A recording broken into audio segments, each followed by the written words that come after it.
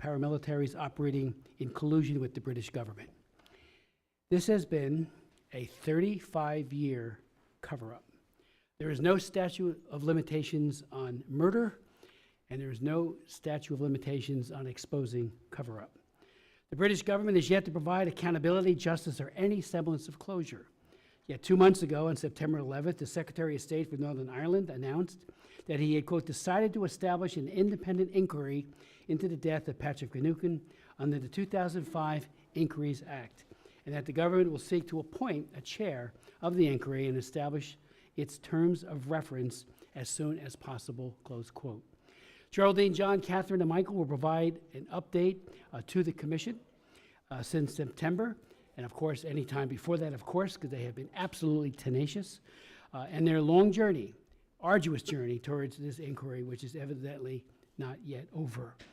For 35 years, the Finucane family has steadfastly and honorably pursued an independent public inquiry into the state-sponsored collusion in this murder. Geraldine Finucane and her children, now grown, of course, successful, have left no stone unturned in their skillful, tireless legal pursuit of justice. Their admirable and unyielding dedication to truth and justice in the face of tremendous government and paramilitary opposition rightly reflects the work and legacy of Pat Finucane and a family committed to the rule of law. The underlying issue here is collusion, that is, the British government's cooperation or connivance in or facilitation of crimes committed by paramilitaries. For decades, the British officials indignantly denied collusion. And I know because I raised it myself, as did they, of course, as did so many other people in our government and in the Irish government. They always denied it for years. When after the Good Friday Agreement, the evidence of collusion became massive and irrefutable, the British government changed tact. It admitted collusion and sometimes apologized, but sought to avoid providing any real accountability, punishing the guilty, or making specific admissions. The murder of Patrick Finucane was one of the worst instances of collusion, which by all accounts was obvious, shocking in its direct aggressiveness, and went right up the upper levels of the British government. In 1998, as we all know, the Good Friday Agreement, one of the most outstanding diplomatic achievements of recent decades, left a number of issues unresolved, including the issue of British collusion in paramilitary crimes. In 2001, however, the British government and Irish governments dealt with this in negotiations at Weston Park. There, the British government assumed a solemn obligation to initiate a full independent public judicial inquiry into Finucane's murder case and 5 other crimes, if so recommended by retired Canadian Supreme Court Justice Peter Corey. On May 5th, 2004, Justice Corey did recommend a public inquiry in the case of Patrick Finucane, and frankly, he released his recommendations at a breakthrough hearing that I chaired, at which Geraldine was also our distinguished witness. Judge Corey said that there is evidence that would warrant the holding of a public inquiry, closed unquote, and he reviewed massive and multifaceted evidence of British government collusion. This was a phrase Judge Corey repeated many times. To date, the Finucane murder remains the only case Judge Corey investigated where his recommendations have not, I say again, have not been honored. This is deeply unsatisfactory for many reasons, but not the least of which is because it is likely that it's the one where the government is probably the most culpable. The Finucane murder is also a case in which, until the Prime Minister's apology in 2011, that there has been the greatest level of sustained official denial and obstruction by various state agencies. Obstruction went to such a point that rather than provide the promised inquiry in 2004, the British government prepared new legislation governing inquiries. I remember reading the bill. I couldn't believe it. It was designed to obfuscate and to deny true accountability. Total subterfuge. Though the 2012 Prime Minister Cameron acknowledged and admitted, and this is his word, shocking levels of collusion between state and Loyalist paramilitaries in the murder of Patrick Finucane, this does not substitute for the full exposition of the facts behind the British state's involvement in the murder of Patrick. Rather, the steady increase in the amount of evidence being revealed publicly that senior officials in the British state colluded in the murder has made honoring that commitment more important than ever before. The many previous denials and the time that has passed in the Finucane case has drained public confidence in the peace process and diminished respect for the rule of law in Northern Ireland. It must be said that there are those who oppose the peace process, and their opposition is dangerous. The failure to address the case of Pat in the manner provided by the British government provides a readily available propaganda tool for those who would abuse it and to further that for their own ends. Congress has long supported the Finucanes in their quest for justice. Many members of Congress, both sides of the aisle, have spoken out repeatedly here in Ireland, in House of Commons and in London, and we will always support you. The House has passed 2 resolutions which I authored, urging the British government to establish a full independent public inquiry into Finucane's murder. For example, in 2007, the House and then the Senate passed my legislation, H-Con Res 20, calling on the British government to deliver on their commitment to implement a public independent judicial inquiry into the murder of Patrick Finucane. The year before, in 2006, the House passed a resolution, H-Res 740, which specifically called, again, for the establishment of a public inquiry. Again, total bipartisan support, with support of the executive branch, and yet we have not had it, and maybe we're on the verge of that now.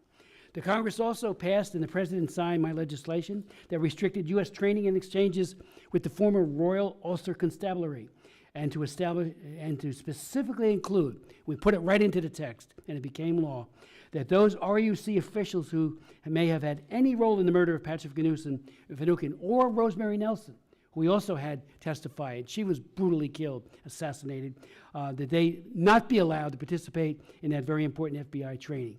They are excluded, and that was the law. This is the 21st Congressional hearing that I am chairing on justice issues in Northern Ireland, and the 11th at which a member of the Finucane family has testified about the family's quest for the inquiry. In 1997, my first hearing on the issue of peace and justice in Northern Ireland, Michael Finucane told our committee, "I am not seeking revenge, I only seek the truth. The memory of my father and the courage he displayed in doing the work he did deserves nothing less. Our family and I can fully reclaim our shattered lives.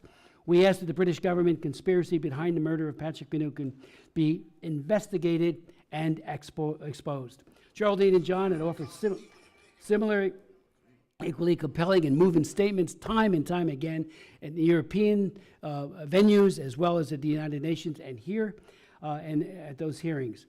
In 2020, over 23 members of the U.S. Congress, including my good friend, Co-Chair McGovern, joined me in writing to the British Prime Minister, again urging him to establish an independent public inquiry into the murder of Patrick Finucane. We have tried, and I do hope that we're on the verge of success, of finally getting the full and unvarnished truth. Again, I'd like to yield to my good friend and colleague, the co-chair, Jim McGovern. Well, thank you very much, and good morning, everybody. I join Co-Chair Smith in welcoming everybody to today's hearing on accountability for crimes committed during the Troubles in Northern Ireland, and specifically for the murder of Irish barrister Patrick Finucane. I want to thank Co-Chair Smith for his many years of leadership on this and so many other human rights issues regarding what has occurred over the years in Northern Ireland. I also want to extend a special welcome to the 4 members of the Finucane family, Geraldine, Michael, Katherine, and John, who will speak today about their decades of struggle to ensure justice for Patrick. We are privileged and honored that all of you are able to be here today. Patrick Finucane was a human rights lawyer who represented supporters of a united Ireland who had been accused of terrorism offenses. His clients included high-profile members of the Irish Republican Army, and he was extremely effective. That fact earned him the anger and enmity of Loyalists and their allies. On February 12, 1989, a Sunday, he was murdered in cold blood in his home in North Belfast, in front of his wife and his children. He was shot point blank 14 times. His family has been pursuing justice ever since. Specifically, for years, the Finucane family and human rights organizations in Northern Ireland and around the world have demanded that the government of the United Kingdom convene a full, independent public inquiry into Patrick's killings. Why? Because full accountability requires knowing not only who carried out the killing — a member of the Ulster Defense Association was convicted of the murder in 2004 — but whether and to what extent there was state collusion in Patrick's murder. Previous official investigations, including the 2012 De Silva report, have suggested that the UDA did collude with state security forces, specifically the Royal Ulster Constabulary and the British Army.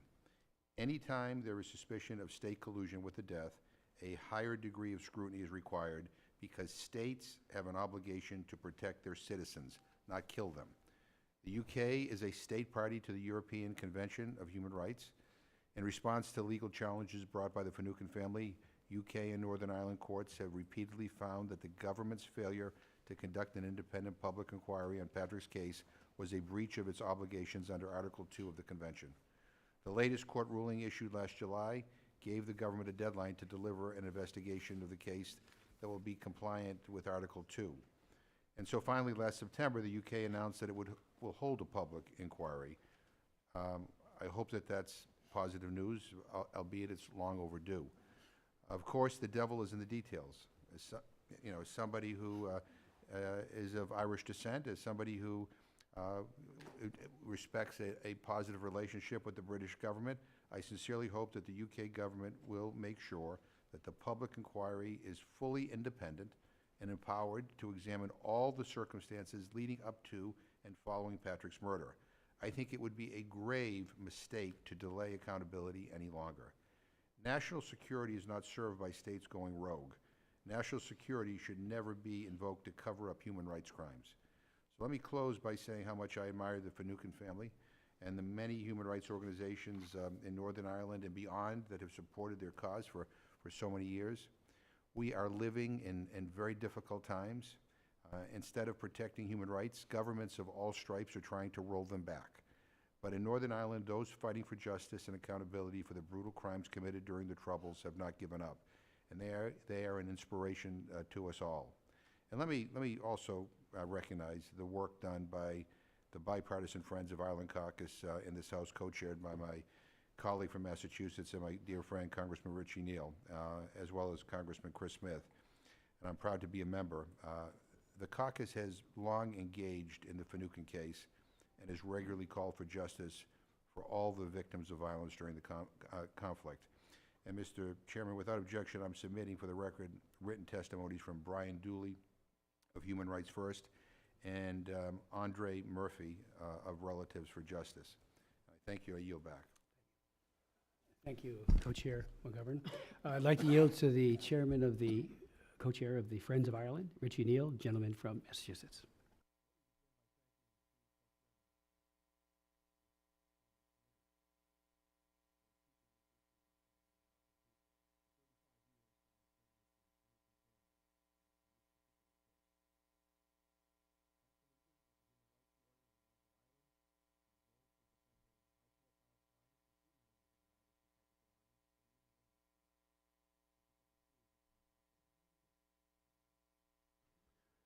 Let me thank the two co-chairmen of the committee for keeping this issue of Pat Finucane's murder in front of the American people.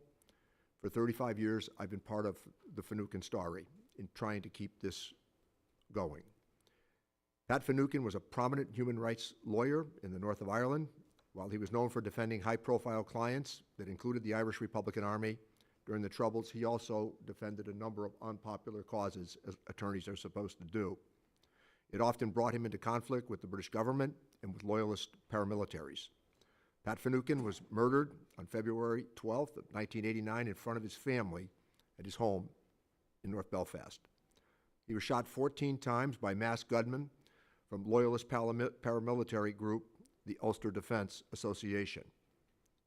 The attack shocked the public and became a focal point for allegations of state collusion in Loyalist killings. The American dimension in keeping this case and others alive has been indispensable. Evidence suggested that British intelligence agents and police officers, they had this information with the UDA, and police were removed from the neighborhood when the assassination took place. Former Canadian Supreme Court Justice Peter Corey, he recommended a public inquiry into the case in 2001. In 2004, the British government announced plans for an inquiry but delayed implementation. A report by Sir Desmond de Silva found, quote, shocking levels of collusion between the state and Finucane's killers, but stopped short of implicating the government directly. On September 4th of this year, I wrote once again to Prime Minister Keir Starmer advocating for the repeal of the legacy legislation that was enacted by the previous British government, and I believe that they intend to entertain those requests. The Good Friday Agreement brought around a series, I think, of basic understanding of what had gone awry, in some cases for 800 years, 300 years, and certainly for 30 years. I was pleased that Northern Ireland Secretary Hilary Benn indicated he would open up an inquiry and talk with Geraldine Finucane a number of times in the run-up to that announcement. But let me also say something else, why your work is that important here. I've been involved in these cases for close to 40 years, from the time of the hunger strikers and Bobby Sands. Let me just recite some unpleasant memories. Rosemary Nelson, human rights lawyer, murdered in her car. How about the cases of Gibraltar? How about the Birmingham 6? How about the Guildford 4? And Bloody Sunday. I talked to those families on the day that Prime Minister Cameron announced that there had been no part of collusion with the Irish Republican Army and those families on the Bloody Sunday march. And the apology was important, but it also needed to recognize what had really happened on that day. Those innocent people who participated in a civil rights demonstration, they were murdered by British soldiers. And only for the sake of acting upon an opportunity to seek some justice for family members. Say something about these families. They weren't looking for remuneration. They were not looking for money. They wanted an acknowledgement as to what had happened to their loved ones. This is an ugly story about collusion. And the fact that you keep this in front is really, really important to all of us. But Geraldine Finucane, quiet, persevering, and persistent in having all of us understand precisely what she witnessed in her own living room on this day at a family dinner. So this case, I'm pleased that you're staying with it. We've been at this regularly for all of these decades, and the fact that the Finucane family, who I'm going to meet with later on this afternoon when they come by, is largely based upon what we in the United States have continued to pursue in keeping this evidence out there for the British government to rightly conclude was a political assassination. So I want to thank you both for doing this and keeping this with us. And I think, once again, the prominence of this case demonstrates that when America says something about these human rights violations, that the rest of the world has a chance to listen. And now we need to make sure that the British government, with the legacy issues and the Finucane case, remain with us. And if I might, Mr. Chairman, say the following. I also think Raymond McCord's case should be taken up. And Raymond McCord, his dad, has spoken to me many, many times. I don't think I'm divulging a secret when I point out that he was from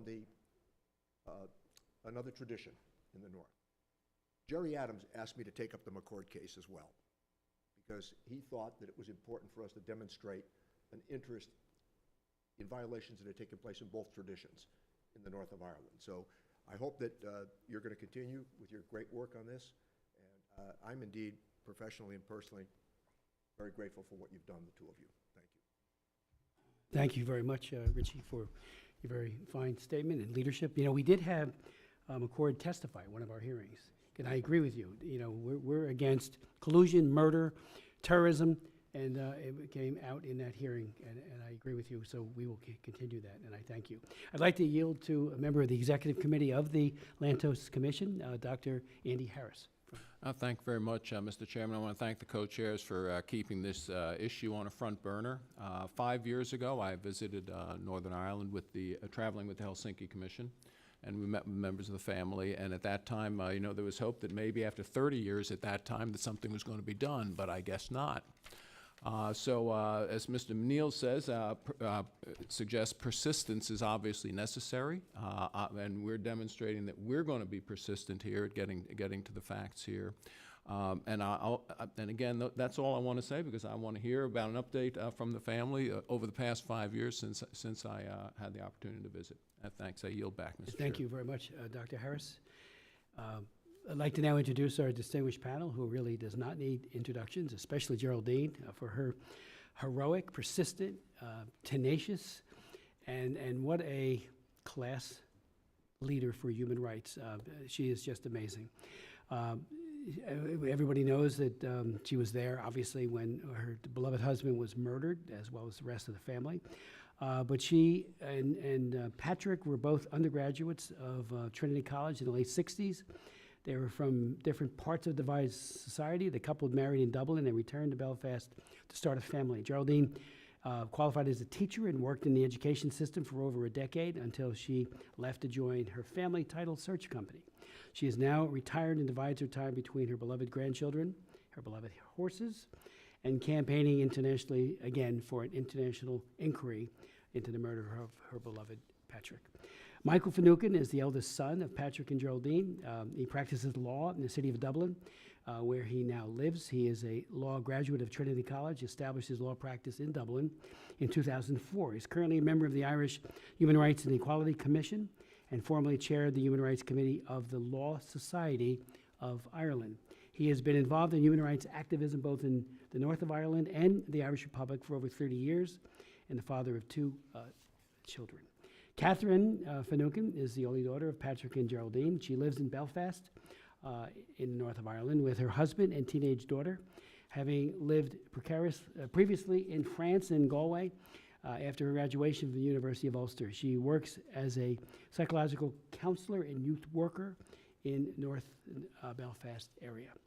And then we'll hear from the Honorable John Finucane, who's the youngest son of Patrick and Geraldine.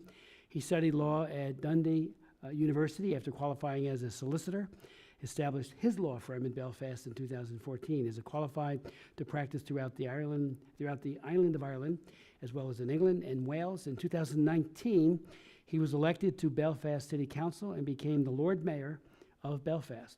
Later that year, he was elected an MP for North Belfast, a position he retained in the UK general election in July of 2024.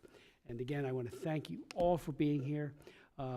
We will all follow up aggressively on what we hear, and I'd like to yield whatever time she would like to Geraldine Finucane.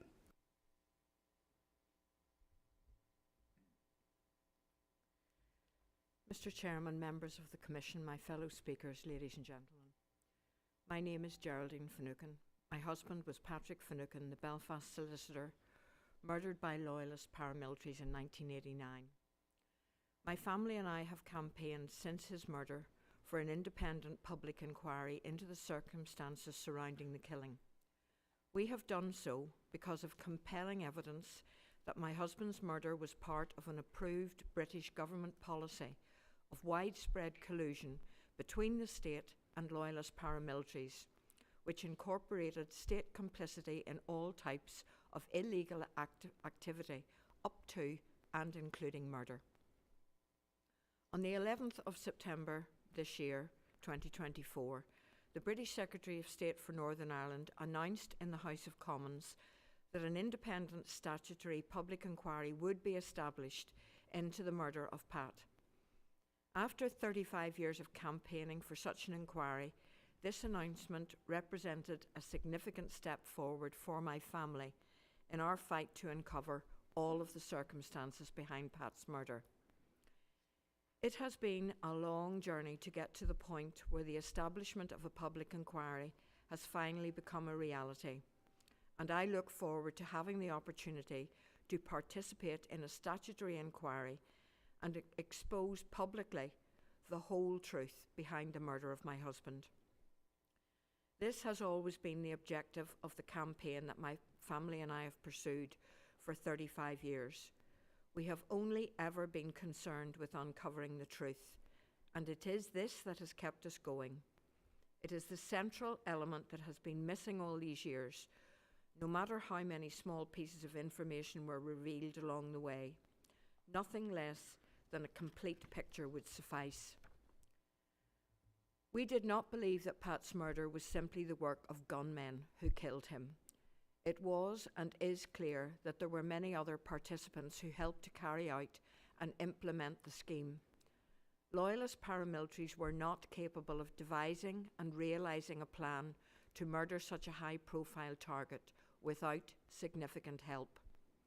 The information that has come to light throughout the course of our campaign demonstrates clearly that they did have such help and that it came from British state sources such as Army Intelligence, the Security Services of MI5 and the Royal Ulster Constabulary Special Branch. When all of this is taken into consideration, it is not surprising that we had no confidence as a family that mere police investigations would ever bring those responsible to justice. We were also not satisfied with private, limited reviews established by the British government, from which we were excluded.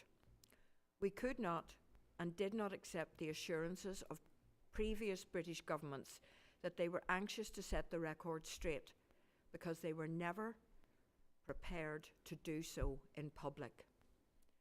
An independent statutory public inquiry is and was the only way to bring the whole truth behind the murder of Pat Finucane into the light of day. And we look forward to this new chapter in our campaign, where we engage with an independent chairperson of an inquiry, discuss and agree terms of reference, and start to review the evidence that the inquiry will consider and the witnesses whose testimony will be heard. The journey to this point is not one that my family and I have had to endure alone. Indeed, we would never have succeeded without the assistance, support and encouragement of so many people over the years. Pat's business partner, Peter Madden, from the firm of Madden and Finucane, which they founded together, the many lawyers who have represented us in countless court proceedings over the years, all were invaluable to our campaign. The time and effort they gave to our cases went far beyond the extent of representation that should be required of any advocate, and yet it was given without complaint time and time again.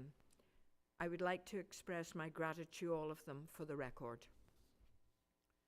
Many human rights NGOs at home and abroad raised our case again and again in forums as diverse as the European Commission, the United Nations, and of course, these Houses of Congress.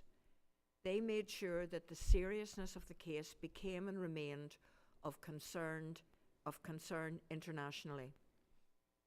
Organisations like British Irish Rights Watch, the Committee on the Administration of Justice, Relatives for Justice, Amnesty International, the Pat Finucane Centre, Human Rights First, the Brehon Law Society, the Ancient Order of Hibernians, and many, many others raised the importance of this case continuously and tirelessly, so that successive administrations and policy makers understood its importance and kept it on the agenda.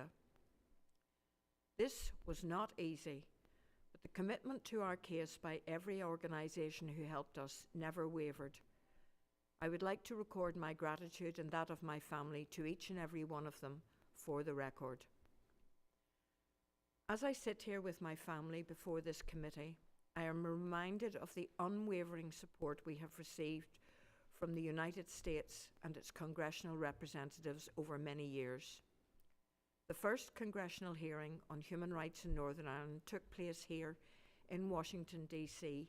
on the 24th of June, 1997, before the Subcommittee on International Operations and Human Rights. A then unfamiliar congressman called Christopher Smith from New Jersey chaired that meeting, which was attended by my son Michael and others from Ireland and the United States. This was a year before the signing of the Good Friday Agreement and 4 years before the Western Park negotiations. It would be another 27 years before a public inquiry into Pat's murder would be announced. In that time, many other hearings were convened by Congressman Smith and others, some of whom are sadly no longer with us. Not only does this include members of this House, but also speakers at the hearings themselves. During the course of the journey towards a public inquiry for my husband Pat, another Irish solicitor, Rosemary Nelson, was murdered by Loyalists in 1999. Allegations of threats by police and collusion with paramilitaries were yet again continuing hallmarks of this murder, just as they are for Pat. Rosemary herself testified about the threats and intimidation she faced in a hearing like this one in this House in late 1998. An inquiry into her murder has concluded, and the establishment of that inquiry would not have been possible without the stalwart efforts of Congressman Smith, his staff, his colleagues, and all those in this House who value justice and the rule of law. I thank you all for this. The inquiry into the murder of Pat Finucane is the last remaining case of those promised at the Weston Park negotiations in 2001. Many have described it as potentially the most controversial of all inquiries and the one that could cause the greatest embarrassment for the British government. The UK Supreme Court in 2019 began its judgment on this case with the words, and I quote, "This shocking and dreadful event still ranks 30 years later as one of the most notorious of what are euphemistically called the Northern Ireland Troubles." End of quote. Notwithstanding this, I believe the inquiry can be a watershed moment in the difficult subject of legacy on our island. If an inquiry into the murder of Pat Finucane can finally examine publicly all of the collusion that plagued our society for so many years, there is hope that the real process of healing can begin. The murder of Pat Finucane is the last remaining Weston Park case. It is high time it was properly investigated, publicly examined, and finally resolved. I believe that my family deserve this after so many years. Pat deserves this after so many years. And Irish society as a whole deserves this after so many years. After 35 years of cover-ups, it is time for truth. I thank this commission for its time today and the opportunity to speak and to be heard. Geraldine, thank you so very much for that moving testimony, and above all, for the work that you have done all these decades. It inspires all of us to action. Again, you're not just a woman of class and strength, but your persuasiveness is it's contagious. I thank you so much, because we're only here today because of your work and that of your family. Michael?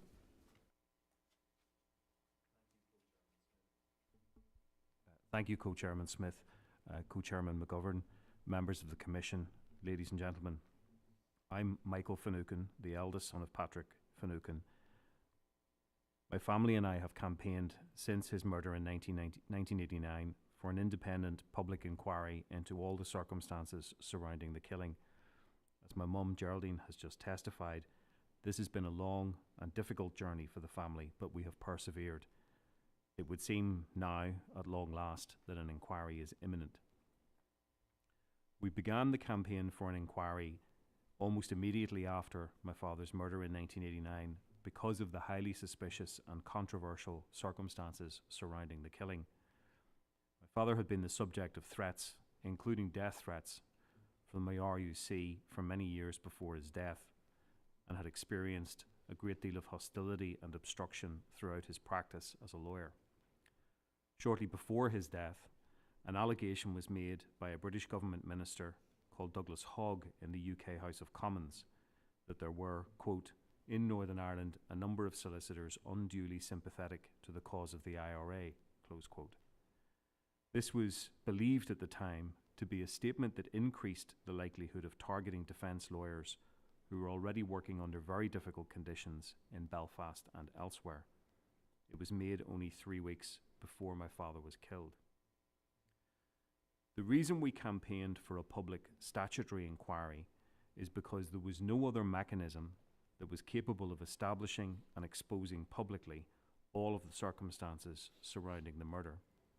It has been described as one of the most shocking events in over 30 years of conflict, and yet, to date, remains unresolved. The history of the conflict in the north of Ireland is littered with examples of unresolved murders. While many killings by paramilitaries were investigated and persons prosecuted, the consistent experience of many people whose relatives were killed by the RUC, British military personnel, and, in many cases, Loyalist paramilitaries, was one of little or no investigation and minimal accountability. Not only has this been a feature of our case, but it was also a recurring feature of many cases in which my father was retained as a lawyer on behalf of bereaved relatives. In February 2019, the UK Supreme Court gave its judgment in the case brought by my mother against the United Kingdom. This was the culmination of litigation that had been commenced in the High Court in Belfast in 2011. The judgment cited an extract from a report prepared by a British government lawyer, Sir Desmond de Silva, in 2012. And in his report he said the following: "I am left in significant doubt as to whether Patrick Finucane would have been murdered by the UDA in February 1989 had it not been for the different strands of involvement by elements of the state. The significance is not so much that the murder could have been prevented, though I entirely concur with this finding. The real importance, in my view, is that a series of positive actions by employees of the state actively furthered and facilitated his murder, and that, in the aftermath of the murder, there was a relentless attempt to defeat the ends of justice. My review has left me in no doubt that agents of the state were involved in carrying out serious violations of human rights up to and including murder." Although the conclusions of the De Silva review were forceful and carried impact, it was a limited investigation process and left many questions unanswered. Many aspects were not pursued to a conclusion, and key witnesses were not questioned. Ironically, this was exactly the type of problem faced by my father during his lifetime in difficult and sensitive cases, one of which ultimately led to profound changes in the law many years after his death. This particular case occurred as a result of events in November 1982, when 3 men were shot and killed by a specially trained unit of the RUC in a rural area of Northern Ireland just outside Lurgan in County Armagh. None of the men were armed. One was shot in the back, and the police officers involved in the operation expended nearly 200 rounds of ammunition when they opened fire on the vehicle the men were travelling in. It was a case that generated a great deal of controversy. It did lead to a prosecution of the officers involved, to my knowledge the only one of its kind that's ever taken place in Northern Ireland, but the officers were acquitted at trial, despite evidence of perjury and manipulated testimony. Following the controversy of the circumstances underpinning the proceedings, the acquittal was also highly controversial, not least because of the final comments made by the trial judge, who summed up the evidence in the case and concluded by saying, "I consider that in fairness to the officers, that finding also ought to be recorded together with my commendation for their courage and determination in bringing the 3 deceased men to justice, in this case, the final court of justice." Close quote. My father became involved as the legal representative on behalf of one of the relatives of the deceased men.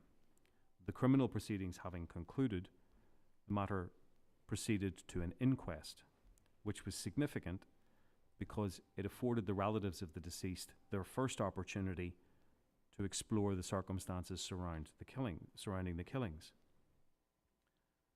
One of the driving factors was that none of the police officers responsible for or involved in the shootings of the men were obliged to appear at the inquest, where the first opportunity would be given for cross-examination. Instead, the law at that time permitted them to rely on pre-prepared written statements. My father challenged this successfully in the domestic courts and won an important legal precedent before the Northern Ireland Court of Appeal in 1990. This precedent would later be overturned by the House of Lords, and this brought the case eventually to the European Court of Human Rights in Strasbourg. The court eventually delivered a ruling that would alter the landscape of investigation into fatal incidents in a profound and radical way. 4 cases were decided by the European Court of Human Rights in 2001: McCare, Jordan, Kelly and Shanahan. All of them were challenges to the way in which investigations were conducted, including the gathering of evidence, interviewing witnesses, presentation of findings, and final amenability to public scrutiny. The court examined the practices and procedures in all of the cases and heard from lawyers for the deceased and the UK government. The cases were groundbreaking.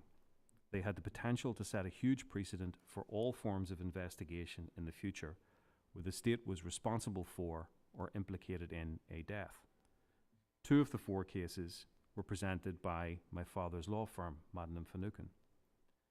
Although the Jordan case dated from 1996, the McCare application was the very same case that my father had begun in 1982. It continued through many years and many layers of court proceedings for 19 years before reaching Europe. This quartet of cases delivered a seismic shift in the way investigations would be conducted going forward. The European Court was critical of the manner in which investigations in the 4 cases had been conducted, and in particular, the way in which the relatives of the deceased had been forced to fight for every scrap of information they obtained, and also to be included properly in public hearings. In future, investigations would have to conform to minimum standards in order to be human rights compliant. If they did not, a violation of Article 2 of the European Convention would follow. The court stipulated that investigations had to be, firstly, reasonably prompt, secondly, verifiably independent, thirdly, effective in the way they operated, fourth, public and amenable to public scrutiny, and finally, that they would ensure involvement of the next of kin and family to the maximum extent possible. These rulings did away with the practice of police investigating the police with impunity. Officers would now have to appear and give evidence and be available for cross-examination. Documents and forensic reports would have to be made available promptly. Public hearings would have to take place, and above all, investigations had to be capable at least of reaching meaningful and effective conclusions. No longer would those responsible be immune from prosecution or redress. Impunity was at an end, at least as far as the system was concerned. A new landscape had been created, and it would not be long before all agencies of the state realised they would have to alter their practices or risk being found in violation. The shorthand description for a lawful investigation going forward would be Article 2 compliant, and this flowed directly from the cases brought before the court. During the course of its ruling on our case in 2019, the UK Supreme Court stated as follows: in deciding whether an Article 2 compliant inquiry into Mr. Finucane's death has taken place, it is important to start with a clear understanding of the limits of the Silva's review. His was not an in-depth probing investigation with all the tools that would normally be available to someone tasked with uncovering the truth of what had actually happened. He did not have the power to compel the attendance of witnesses. Those who did meet him were not subject to testing as to the veracity and accuracy of their evidence. A potentially critical witness was excused attendance. All of these features attest to the shortcomings of the review as an effective Article 2 compliant inquiry. The tentative and qualified way in which De Silva has felt it necessary to express many of his findings bear witness to the inability of his review to deliver an Article 2 compliant inquiry. It is therefore unsurprising that on the 17th of May 2011, the NIO prepared a memo where it was accepted that it would not be Article 2 compliant. In the court proceedings, the Crown claimed that if the review was taken with what had gone before, then it did fulfil the requirements of Article 2. For the reasons that I have given, I do not accept that submission. Close quote. In 1982, and even in 1989, the phrase Article 2 compliant inquiry had not yet come into being. But the foundations for it had been laid by the very man whose murder would, one day, be fully investigated because of it. This is perhaps one of the greatest ironies of the life and work of Pat Finucane. The efforts and innovations of his lifetime would be the very thing that ensured the circumstances behind his own murder would not remain hidden. What happened to him has been described by some as a life lost for the law. I think it more apt to say a life given for truth. a high price indeed. Pat Finucane began an important challenge to the system in which he worked so as to expose how it was depriving people of truth and covering up wrongdoing. It did not matter to him that it would be very difficult to achieve or that it would take a long time. He was a determined man and he was resolute. It appears to be a family trait. The truth has been a long time coming, but my father would, I think, have wanted us to stay the course. With the great help of our friends here in America and around the world, I believe we have done so. I would like to thank this commission also for its time today and the opportunity to speak and be heard. Thank you so very much, Michael, for that very detailed set of insights into the legal process, and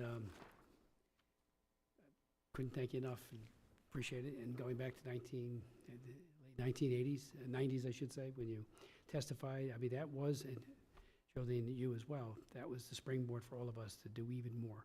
So I can't thank you enough. I'd like to recognize Katherine Finucane.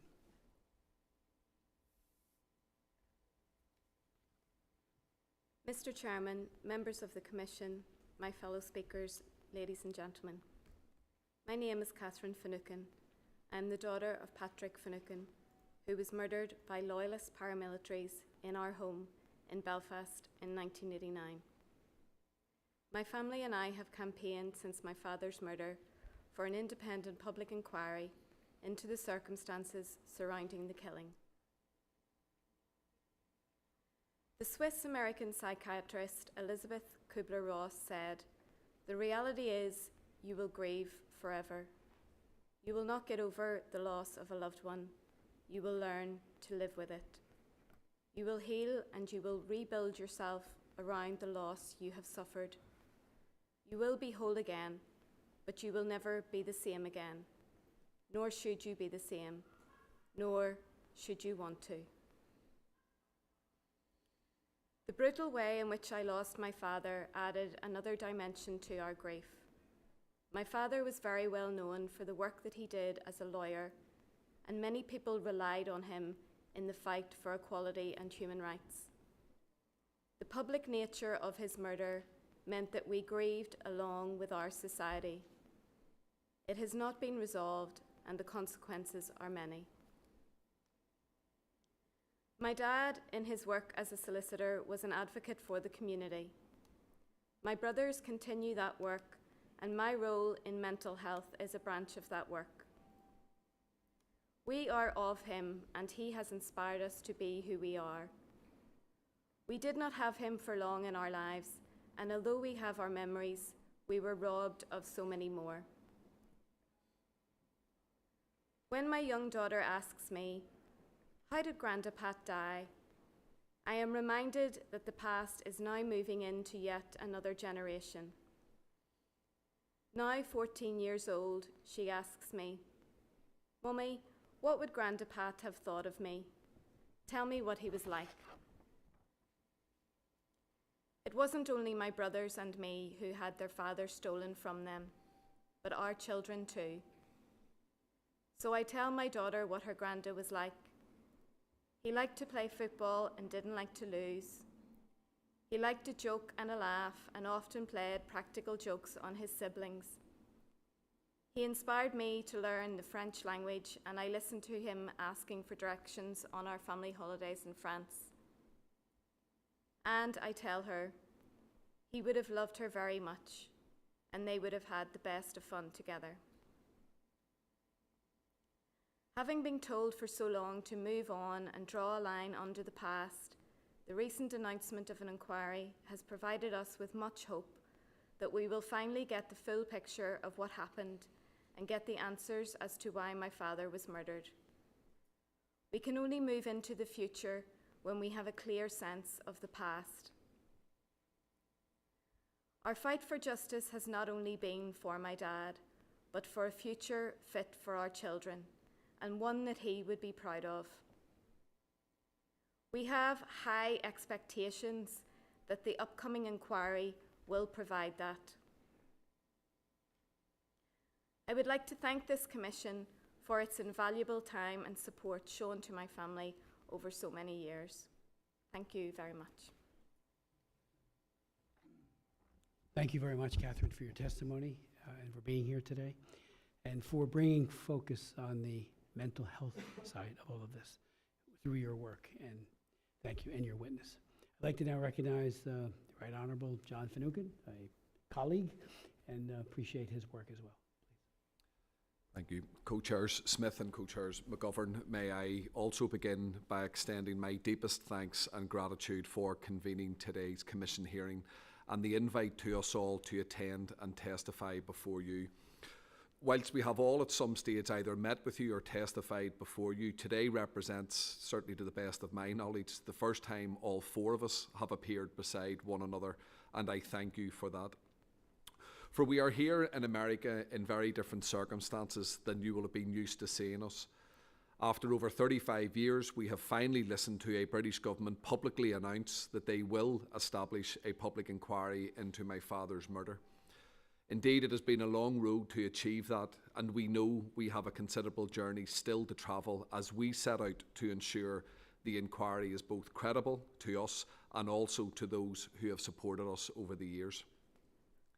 This recent stage of our journey can be traced back to our victory in the UK Supreme Court in January 2019, when the court found that all previous investigations had been ineffective and failed to meet the standards required under human rights law. This was significant because by that time we had had experience of different investigative vehicles over the years, from the Stevens police investigations, the Corey review and the De Silva review. Each one was not asked for or welcomed by us, and we call each of them an exercise in delaying the correct approach, which would have been the establishment of a public inquiry. Following our Supreme Court win, we were again met by deliberate inaction on behalf of the British government, and my mother was once again forced to initiate legal proceedings due to the inadequacy of the response. This led us to yet another significant endorsement by the courts when in December 2022, our High Court again recognised the absence of any effective investigation and certainly in judicial terms criticised the government's response to the Supreme Court ruling. Not surprisingly to us, but cynically nonetheless, the government appealed this ruling, and this led to our Court of Appeal in Belfast examining all of the issues once again. Whilst we were again frustrated at the delay these proceedings naturally brought, it is no exaggeration to say that when the court gave its judgment in July 11th this year, it was both crystal clear in its message and momentous in its implications. It is a lengthy and detailed judgment dealing with, at times, complicated areas of human rights law, but some extracts are worth noting. In particular was the court's clear frustration at the government's response, or indeed lack thereof, to the Supreme Court ruling. It said, and I quote at paragraph 39, "We have some difficulty in accepting the submission that the Secretary of State now requires further advice from this court about what steps he must take to ensure that any investigation is Article 2 compliant. Firstly, the instructions given by the Supreme Court were clear and comprehensive. No one should have any difficulty following them. We have set them out in some detail. Secondly, it does raise the issue, given the lengths to which Lord Kerr took to set out what was required, and given the decision of the judge at first instance, as to whether there is a genuine bona fide appeal or an attempt to procrastinate in the hope that the difficult decision of whether the state colluded in the murder of Pat Finucane will fall to be made by someone else or indeed a different government, which is now the case." The court went further again when analysing the response of the government, this time at paragraph 96, when it said, "The court is driven to conclude that whatever way one looks at what has happened, the following conclusions can be reached with some degree of confidence. 1. The Supreme Court gave clear instructions as to what was needed to have an Article 2 compliant investigation. 2. Those comprehensive instructions, for whatever reason, have not been followed, and this court will not attempt to improve upon them. 3. To date, there has still not been an Article 2 compliant investigation, and waiting until the police ombudsman process is completed in 2025 was never going to be the answer. And 5. The Secretary of State made insufficient effort to assess what further process or processes might be necessary after the police ombudsman had reported, and how this could be achieved and what the likely timescales were going to be." End quote. So our Court of Appeal was clear. The government had not responded as they should have. There was still no effective investigation. So what was to be done? Were we going to have yet another damning judgment under our arm and hope that by now a new British government would do the right thing? And it is in this context, it is the court's directions which proved so significant.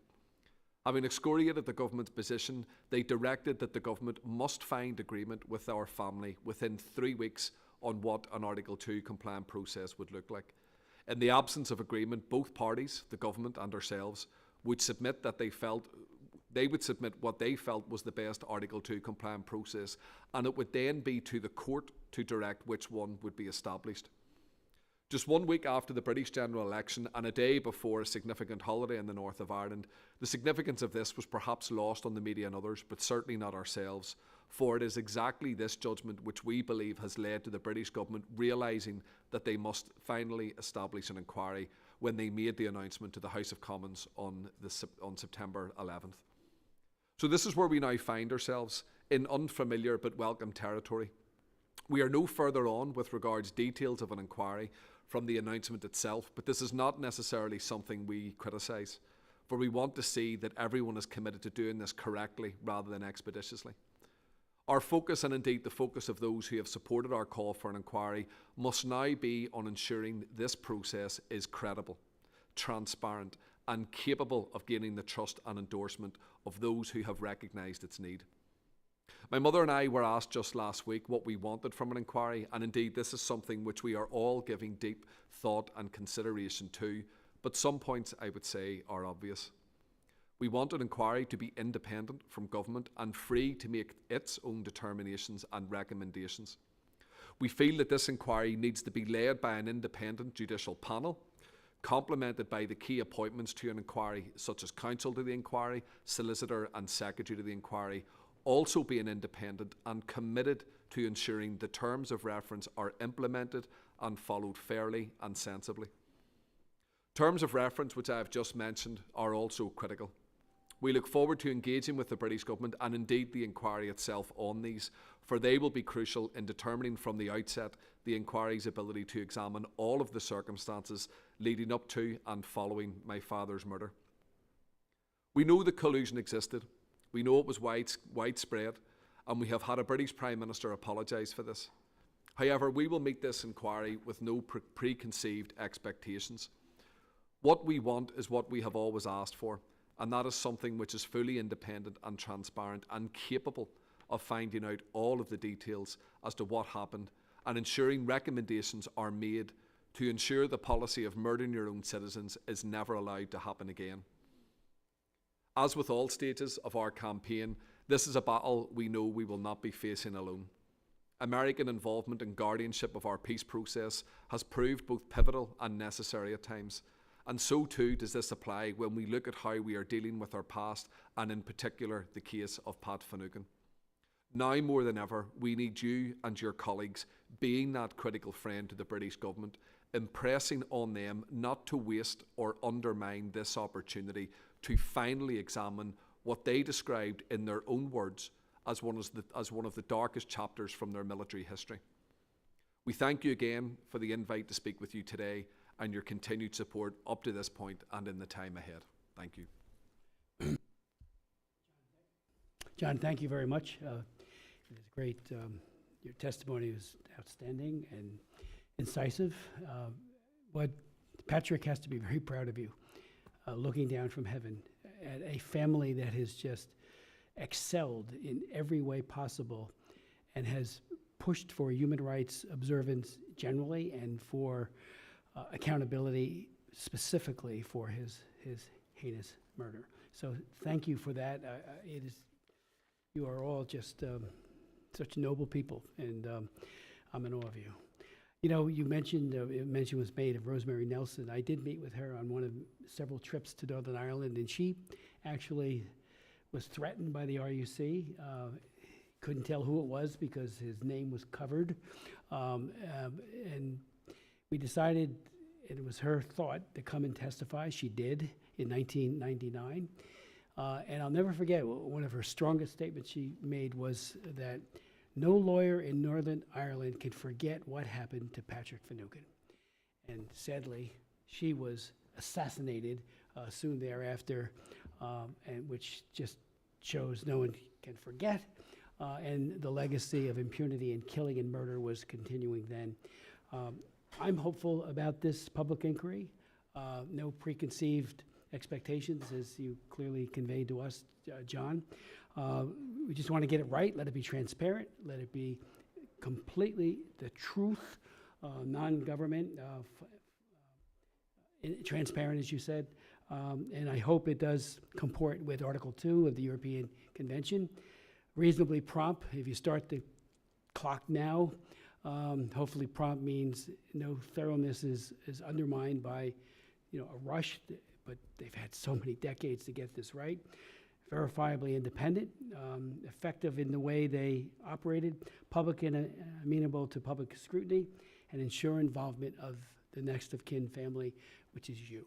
And our hope is that all of that will be realized. I plan on introducing legislation, and rather than just a simple resolution, it would be an HR, it would be a bill that would seek to truly get the State Department and the executive branch, we have a new executive branch coming into being in January, to not only understand this issue, but to monitor it very effectively, and to encourage that at long last, the British government do what is right. And I'm wondering if you have any thoughts about what the timeline next steps might be. Any of you would want to speak to that? And I will do that, Bill. I'll ask for your thoughts when we put together a draft. And I assure you, we will work hard to get it passed. And I think it will be, as you saw, totally bipartisan. The British government has a chance to at least get the accountability part right at long last. The collusion is horrific. To think that, as you said, they would prey upon their own citizens, as they did, but they did. And this, let me say for the record, Jim McGovern did have to leave. He is the ranking member of the Rules Committee, and there's a bill up right now, and he has to manage it for the Democrat side of the aisle. So that's why he left. But he wants you to know how deeply concerned he is as well, as are my other colleagues. And there are others, Mike Kelly and others who wanted to be here. We will give them everything, your testimonies as well. So if you might want to speak to next steps, when you think they might be doing something, they being the government, if you have any insights there. And, with regards to the legacy legislation, last time the disappointment was numbing when all of a sudden they passed new legislation to preclude certain information from being made a part of an inquiry. That's got to be done right, and I know that it was stated that they,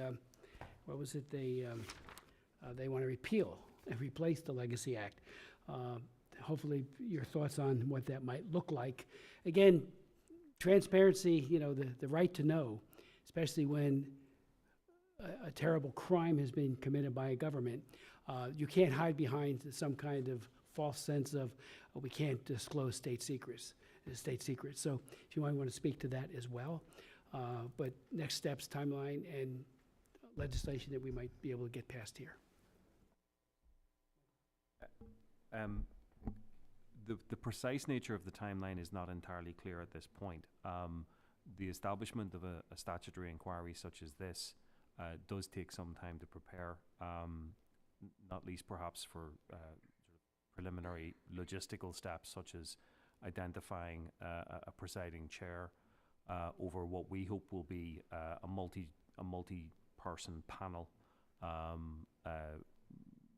Our suggestion would be 3 judges, somewhat similar to the Bloody Sunday inquiry's structure, but so that different experiences and different expertise can be brought to bear on what is a wide-ranging issue, both in terms of the time period that it covers and also the various issues and the involvement of so many different British state agencies. Beyond that, the terms of reference as a matter of law are typically worked out between the government and the chairperson of the inquiry, but it is important that they listen to the various interested parties, and in our case, We are trying to highlight this to our friends and supporters so that they can echo our concerns and our interests to the British government in order to ensure that ultimately what we end up with is an effective, strong inquiry that is capable of commanding its own brief, free from outside interference, that it's not unduly influenced by vested interests, of which there are many, and that the inquiry would be capable of exploring all of the issues through the evidence and going wherever that evidence leads. And if you end up with an inquiry like that, and it's important to begin that work early so that the fundamentals are strong and in place right from the beginning. But if you do manage to do that, then I think what you do is you establish a mechanism that has a great deal of potential in terms of restoring public trust in the institutions of state that have not covered themselves in glory to date when it comes to investigating and resolving difficult and sensitive cases. The legacy issue is a very broad issue, and it affects a great many people. But a great many people take confidence from seeing other cases, in particular this case, because it is so high profile. And if they see that that is being investigated properly, then they start to believe that perhaps the issues of the past are being taken seriously, and that we have a good chance of maybe trying to move beyond them with a solid and firm social structure behind us. So it is an important case for us, but it's not a case that can really be taken in isolation from society at large, because it affects so many other things. Just with respect to the legacy legislation, it's worth remembering that this was very cynically imposed by the then Conservative government, and it was very much part of a pattern whereby they took unilateral decisions that caused enormous damage to relations within the island of Ireland and beyond. This was a good example of that. What they achieved rather uniquely in submitting this bill, which then became the Act, was uniting every single person on the island of Ireland in opposition to it. Indeed, on the islands of Britain and Ireland, the only people who supported it were the Conservative Party themselves. They didn't really try to hide their motivation for that either. This was very much about protecting British state actors and making sure that there would be no independent examination of what they get up to. What it meant was, at the stroke of a pen, families who in some cases had been campaigning and fighting for over 50 years to get something as straightforward as an inquest were told that that inquest would no longer take place. It had been subject to legal challenge, which I will come back to, but in the intervening period we have had a change of government in Westminster. Now, the commitment was given by the then Leader of the Opposition, now Prime Minister Keir Starmer, whilst he was in Belfast at Queen's University, that the legacy legislation would be repealed. That does seem to have evolved to tinkering with it rather than repeal. We still do not have the resumption of inquests. People's ability to take civil cases is still restricted, and people are still waiting to see exactly what it is the British government are going to propose.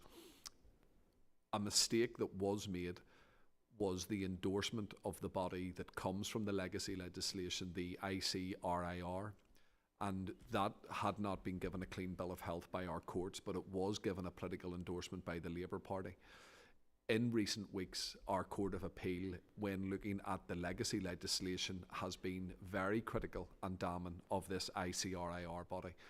And what I think, in a nutshell, crystallises the opposition that people have to it is the complete lack of ability. It's similar to what we've experienced through De Silva and Corey and Stevens, the lack of any ability for families to get in and ask questions and be represented. It amounts to really nothing more than a desktop review.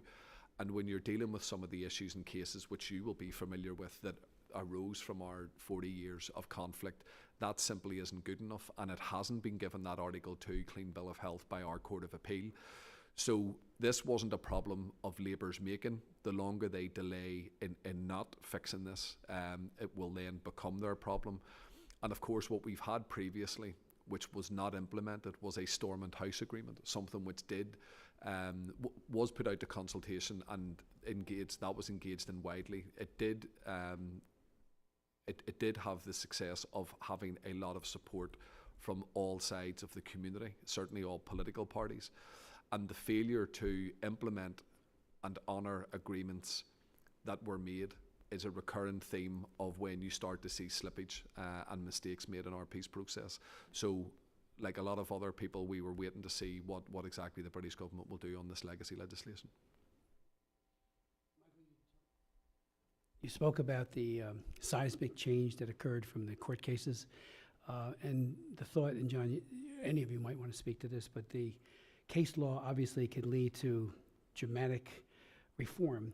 Hopefully, this case of your dad's and the public inquiry will lead to recommendations for, hopefully, seismic changes and reforms in other areas. Do you have any sense of where that might go?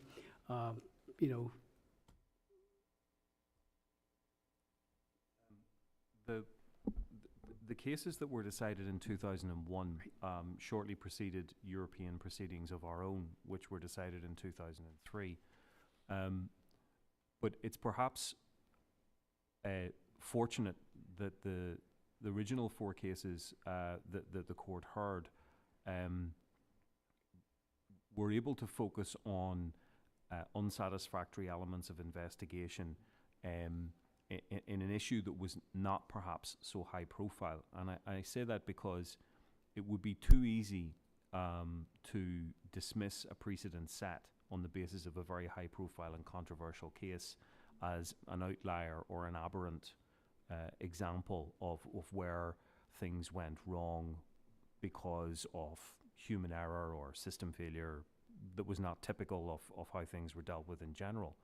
But what we know is that the system of collusion that was in place in Northern Ireland for so many years was not a case of a few bad apples breaking the rules and not being called to account. It was a program that was implemented specifically to enable the state to exercise a degree of control over paramilitaries engaged in open conflict. And then taking that one step further, the state also appears to have been able to direct the activities of Loyalist paramilitaries towards certain specific targets, and Pat Finucane was one of them.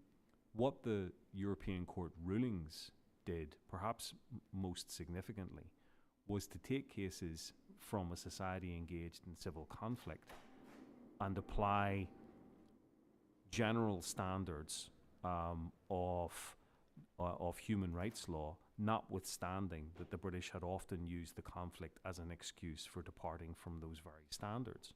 So in simple terms, the court said, regardless of where you find yourselves, the rule of law still applies. And I think the compelling thing about the standards that the European Court set out in 2001 is that they are very clear. They can be applied mechanically in any given case. And the only thing that's really required by an investigator is resolution and courage in applying those standards and making sure that their work is effective, making sure that it's independent, making sure that it's done publicly, and making sure that family and next of kin are involved. And it's frustrating sometimes because the standards are there. They are capable of being applied in virtually any case when the will is there. And the frustration arises because you're able to present these in clear terms to, in particular, the British state, and it's their abject refusal to do so that causes so many problems.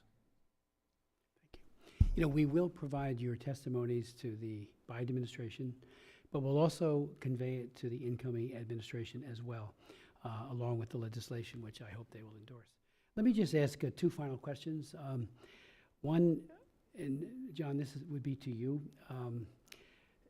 In the year 2000, I was the head of delegation for the OSCE Parliamentary Assembly, the U.S. delegation for the Helsinki Commission, as we call it here. And I brought up the Finucane case in Bucharest, which is where the Parliamentary Assembly was meeting, and made a very strong push to get the Parliamentary Assembly to embrace the public inquiry and to expose the truth and to try to get justice. The UK delegation reacted bitterly to my efforts, so much so that we used to have a meeting every year at the Parliamentary Assembly with the members of the Parliament, House of Commons, as well as the House of Lords. It was more of a social but a nice meeting that would take place, and they canceled it. They were so angry. And I remember saying to several of them, including the head of their delegation, if you have injustice in America that you point out, and you point out anywhere in any venue, and it's injustice, I'm all ears. You know, it's not a matter of some false sense of nationalism that should preclude any kind of criticism that comes our way, because we certainly, you know, whether it be slavery or other injustices that our legacy past, should you know, be accounted for. And that goes for the civil rights movement and some of the terrible things that happened there. There's no statute of limitations on burning down churches and killing people, and we all admit that. If they bring something up like that at the Parliamentary Assembly, I would be a co-sponsor of it to back them. But they boycotted it. And I'm wondering what the view might be among House of Commons and Lords that you're hearing with regards to this new effort. Are they embracing it? Are they saying, finally, at long last, we're going to get this right? Impunity and murder should be in no part of our operations? Or are we seeing a reprise of the year 2000 in Bucharest with the UK delegation? The reaction overwhelmingly to the announcement, I think, has been to welcome it. Certainly through my role with being in Westminster, there is certainly more support within the Labour benches than there was under the Conservatives, and that's representative of the response or lack thereof that we were faced, even particularly over the past 4, 5, 6 years. There is the predictable criticism that you would expect to get from certain political quarters back home in Ireland, but it is something that has been welcomed, and it's a welcome with a caveat, with the caveat being you've done the good thing by making the announcement that you will establish this inquiry. Now, essentially, don't mess it up. You know, let's do it properly, and I think that's where people's focus has been. Obviously, an incoming government has many different issues to deal with, but it is part of a very deliberate attempt to reset and rebuild relationships between the two islands. Whether we have found ourselves on the right side of this decision being made because of that ability and intent to rebuild relationships, who knows? But it is a long time coming. It doesn't surprise me that you faced that in the early 2000s, because I think we've spoken before around the nature of the opposition that we faced is sometimes reflective of where we've been in our journey. So at the start, there was no such thing as collusion. Then possibly a few bad apples. Then it was very expensive to look at things like this. And then it turns into, well, it was an awfully long time ago. So there are different stages of the opposition that we have faced over times. That point blank refusal to even engage on the issue, unfortunately, is something that we faced as well as you. But that stubborn commitment, if I can phrase it and praise it like that, is very important and has all helped to bring us to where we are today. Thank you, John. Just one final question, and Catherine and Geraldine, you might want to speak to this, especially given your expertise in mental health. I have often wondered how your family and your mom, Geraldine, how you have just overcome the lies, the disappointment, first of all, the atrocity that was committed against your dad and your husband, and to see people in very high places. How do you manage that mentally and emotionally? The fact that you have all persevered and prospered so well, you know, have done so well, is extraordinary. It would have crushed so many other people and families, and yet you persist and are on the verge of finally getting an accounting, which will bring some closure. Obviously, it doesn't bring Pat back, but it does bring some closure. How have you done it, Geraldine? Well, at the start, as was mentioned earlier, there had been threats made. When Pat went to police stations to see his clients, they would say, oh, we were told you're not going to be around any longer, and stuff like that. And I think at the time, Pat maybe felt these were more interrogation techniques to scare the client rather than the lawyer. But when Douglas Hogg made that statement in the House of Commons, it took on a whole different meaning. So when he was actually killed, there were immediate questions to be asked. And that's basically how it started. And it was very slow because information didn't come out quickly at that time. And I think it took about 10 years before I realised that this was not about the murder of one man, that it was actually a policy that was being employed over the whole of the country. And a lot of people were afraid, and there wasn't the representation. The organisations that are now available for people to go to for help were not there.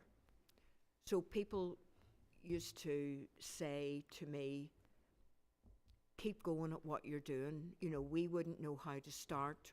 We wouldn't want to start. We don't want to be public figures. But if you keep going and you get to the truth, then, we will know what actually went on. So based on that, how could you stop? Because not only would you not have some satisfaction in finding out for yourself, but you'd be letting a lot of other people down. So that's why I'm here now. That's beautiful. Catherine? I think, we appreciate your comments on how strong we are and how we've kept going all of these years. That's not to say that it's not difficult sometimes. We're here because, we're very passionate about the campaign, but it is something that we all have to manage on a day-by-day basis, really.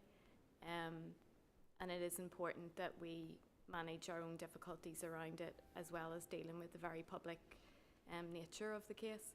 So we all have our ways of doing that. And personally, coming over here, whilst it's important, it is difficult, especially for me, to speak like this so publicly. It's not my job the way it is my two brothers. But I will balance that out whenever I go home by spending time with my husband and my daughter and doing all the things that I need to do to for my self-care, and that's a daily thing, really. Would anyone like a last word, Michael? Yeah, I think the experience is difficult and traumatic, but we, I think, have learned a great deal and progressed a great deal that has had an impact on our society. And I think feeling like you've been a part of that is cathartic.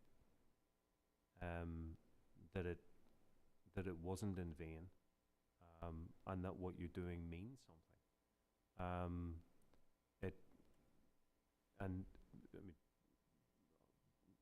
John and I are in a line of work where you find yourself representing people who you can see are experiencing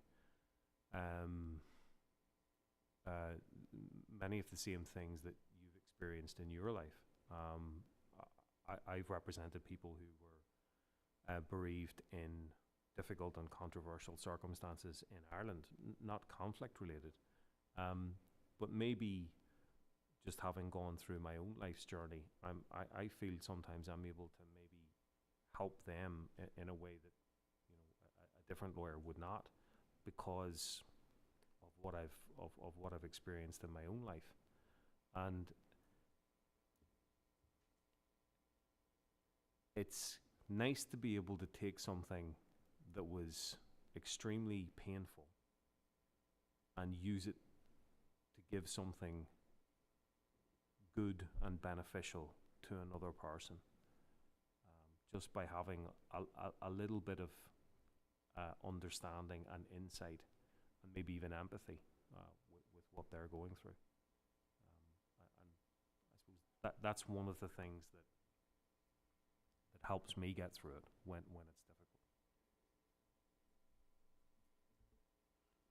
difficult. I want to thank you so very, very much. You know, as individuals and as a family, the Finucane family is an inspiration for what is good and honorable and just, and an inspiration to us all. And I thank you for that. Hearing's adjourned. Thank you.